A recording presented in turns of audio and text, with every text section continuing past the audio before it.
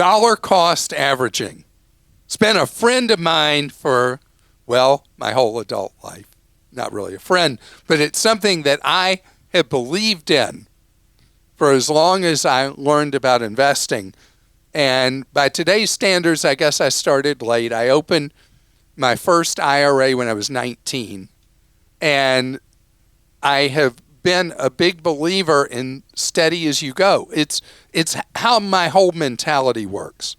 I am somebody who believes that one step at a time is how successful habits are built, and with money as well. Now, there's story after story and post after post and video after video about why people who believe in dollar cost averaging are just idiots. Okay, so first, the most basic. What is dollar cost averaging? The idea is that you put in a set amount of money into an investment month after month after month. So if you're doing a Roth IRA and you set it up where you're putting in so much money every month, you're dollar cost averaging. When you do a 401k at work, you are automatically dollar cost averaging because money is going in each pay period or each month into the fund or funds you select in that 401k. It means that in the short term, investments in markets, stock markets, bond markets, whatever, they go up and down like an ocean wave. And a lot of people freak out from the downs. And so it changes their behavior and they say, it's not safe for me to have my money in here.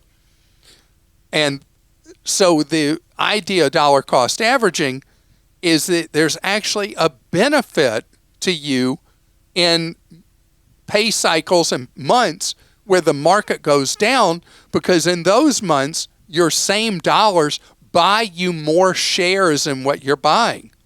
It's a great leveler in that you ride with the market without fearing it by putting money in regularly.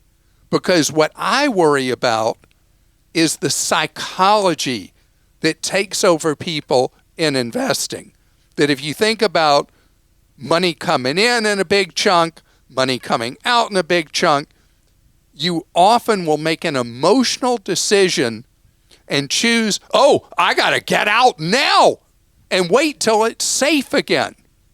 Well, it's been shown behaviorally over and over again that when people get freaked out by the investment markets and what's happening, that they pull out and they wait way too long to get back in. And when they get back in, the cost of buying in is much higher because it takes a long time for them to cross that psychological hurdle that it's safe to be in again. But if you look over the long haul, being steady Eddie, just riding through down markets, staying in through up markets, obviously, but more important that you're in through the ups and downs, that over time you will make more money. Now, yes, if somebody ignored the psychology of people and you just put a big lump sum in and you left it alone, you would have more money years down the road than somebody who dollar cost averages. But however you say that.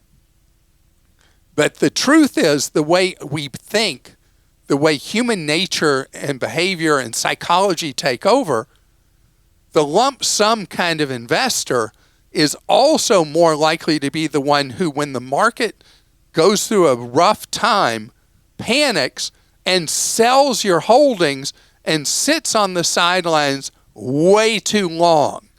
If people could just have ice water in their veins and stay in, then yes, my method, dollar cost averaging, would be inferior. But I also look at this. Building a habit is so important because you may have the best of intentions to put money in a Roth. Somehow it just doesn't seem to happen. But if you set it up where automatically money is going in month after month, it's just like the thing with 401ks. when a company automatically enrolls you, people overwhelmingly stay in, and they end up with money down the road. Building habits with how you handle money is key to long-term financial security, and that's why I love dollar cost averaging so very much.